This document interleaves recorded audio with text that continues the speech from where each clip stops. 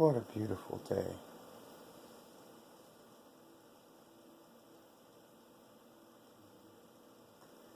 What are you thankful for today?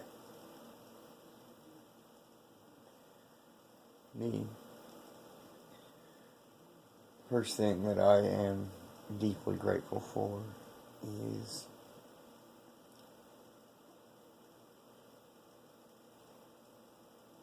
loving support.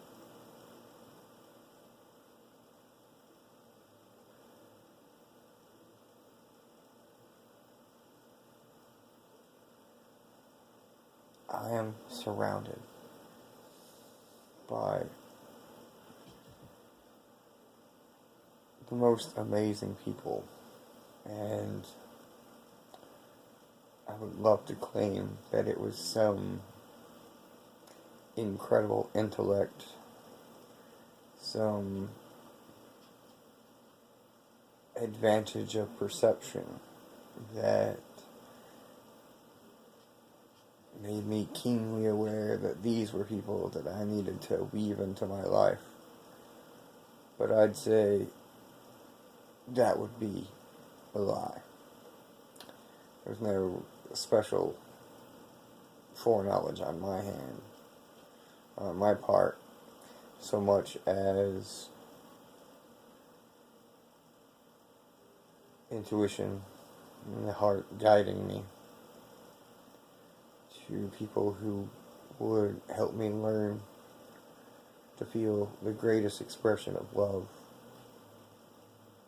that I have ever felt.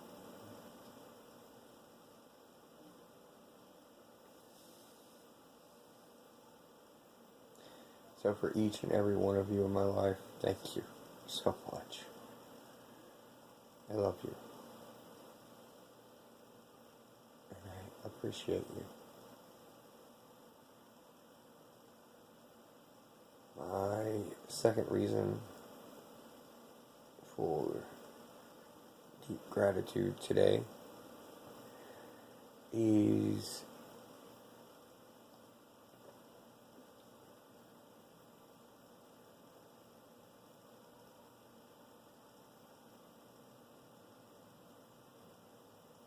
I want to say the rat race, or that repeating cycle that always happens. The fractal nature of reality itself. I've been amused today because there's been a lot of... Well, I'll route back to this, but let me come back to this in the main part. So, the fractal nature of reality and how, things always change yet remain the same. Always these same problems seem to crop up, and it's just amusing as you begin to climb the spiral, the different perspectives you get of those cycles. And so for that perspective shift, that greater awareness of these cycles is what I am deeply grateful for today. And reason number 3 for deep gratitude today is for a specific person, and that person would be Vishen Lakhiani, who founded Mind Valley Academy. And I'll tell you right now, there is no better source of a wide variety of premium personal growth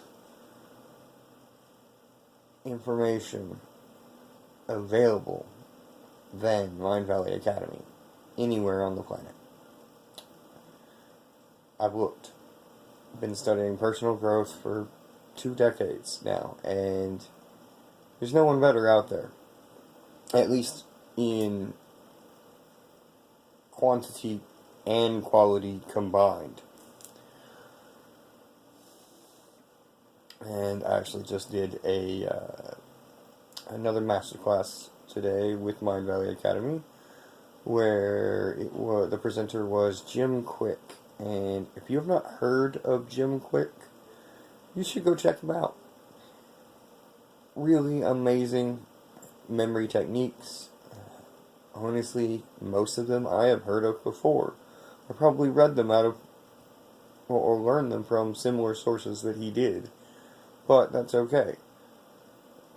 The point is that he brought them back into my awareness in a new perspective, a new way to look at them. And that's what I love about Mind Valley is they're always bringing people in who can shift your perspective, and even if they're covering material you've heard before, they're going to help you see it in a new way and learn something new from the same material.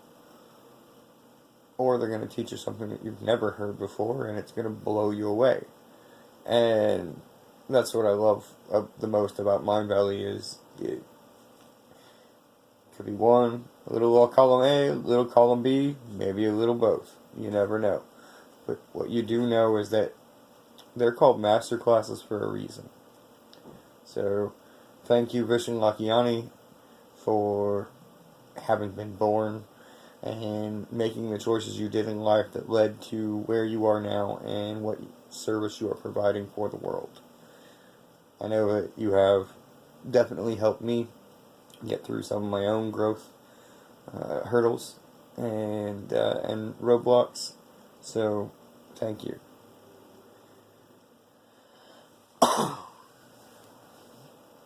Now, the thing I said I was going to route back to, this will be now. I'm routing back. Bentino Massaro is a spiritual teacher, and, well, I mean, I don't even know that he would really like that term too well. But he is a spiritual teacher, and there is this article up on medium.com where this woman accuses him of being this cult leader and a variety of other accusations. And it's honestly, it's pretty difficult for any spiritual leader, especially someone who is, going to be willing to push you to see past your own limitations. They're going to run into people who decide to blame everyone but themselves for their own problems and try to make other people conform to what makes them comfortable. And anytime you have someone teaching these things, then you're going to have somebody come in and go, oh, you're wrong, you're bad, you're evil, for some reason,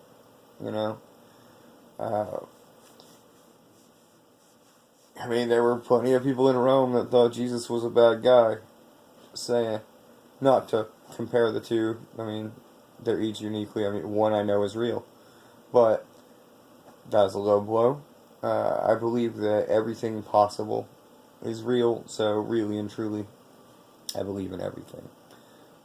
So let me not go there with the mudslinging on that one. I didn't really mean it that way. That was meant out of jest, not anything less than love.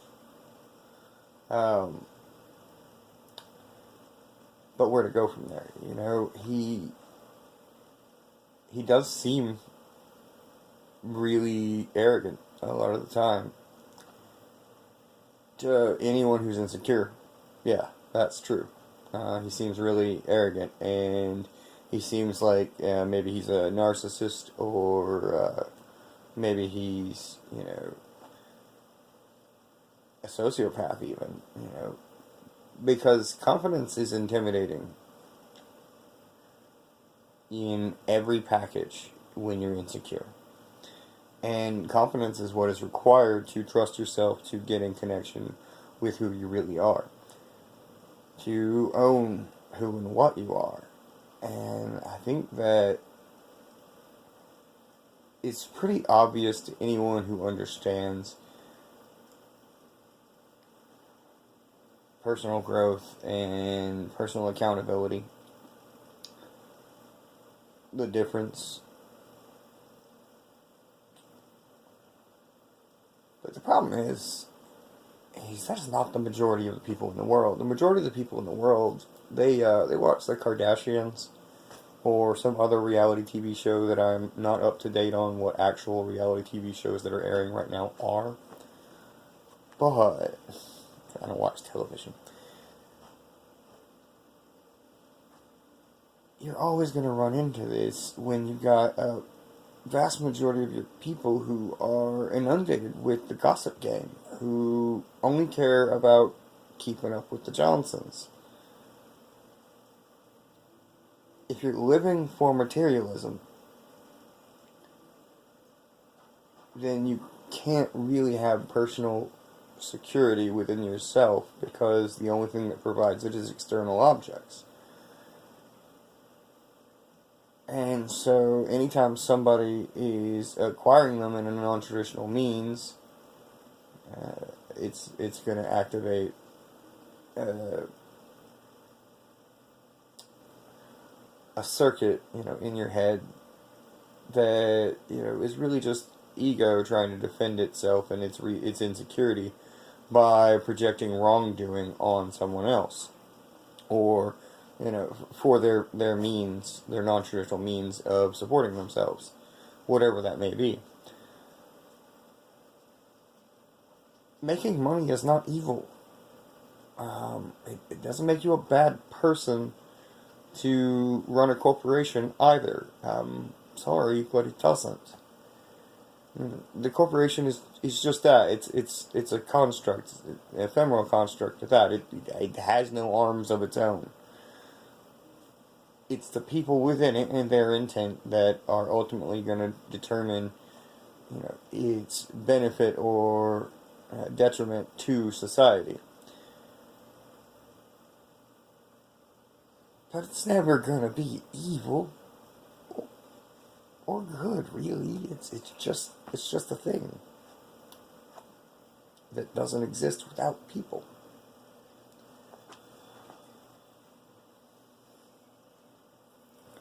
Kind of like a country can't be good or evil because it doesn't exist without the people in it doing things.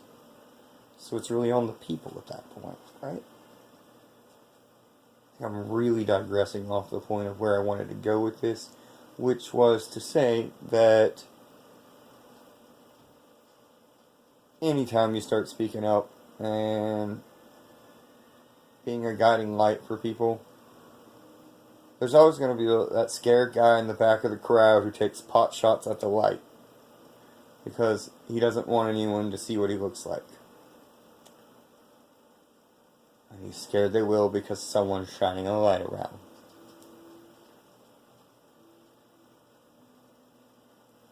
Don't get shot. That's the best. Which you can't control at that point. You can dodge, you can duck, but you can't control whether you get shot or not. So, life happens. Roll with it. But at the same time, I would really hope that we could get to a point in society where we can start to notice that we do have this knee-jerk reactionary response to triggering words and things, and maybe develop a new social system for how we interact with each other, as far as things like that go, where, take the simple concept of offense. Everybody gets so worried at offending someone nowadays. We don't need to make rules to protect people from being offended. If you got offended, then you have a problem. It's that simple. You have the power to solve your problem. Your problem is socialization with this person makes you unhappy. You don't like something about what they say or do or believe. So, stop participating in their social circle. Don't say, well, that's not fair. Again, I'm going to come back to, you don't control what happens in life. You only get to control how you respond to it. That's it. So, stop trying to make everyone else live your way. just to make you comfortable. You have to make you comfortable. You can't expect anyone else to do that for you.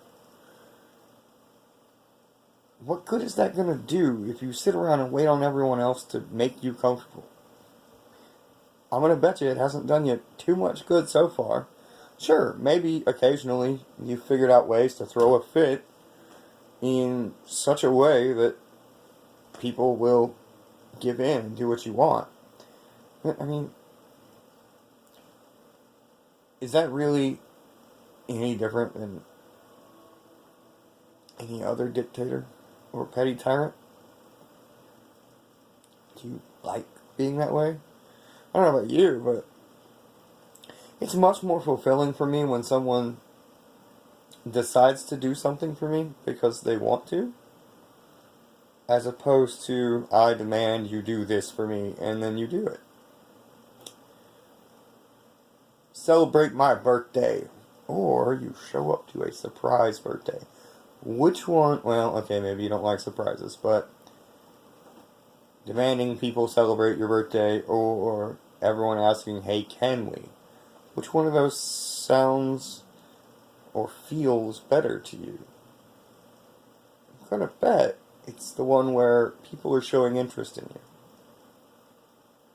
Well, that's not gonna happen if you keep trying to tell them what to do. It's that simple. Let them be them. You be you. It's okay. I've really gone on a rant on this one. That's cool though. I really disliked Bentino when I first encountered him. It's a little over a year and a half ago, I'd say. Maybe 2 years at this point.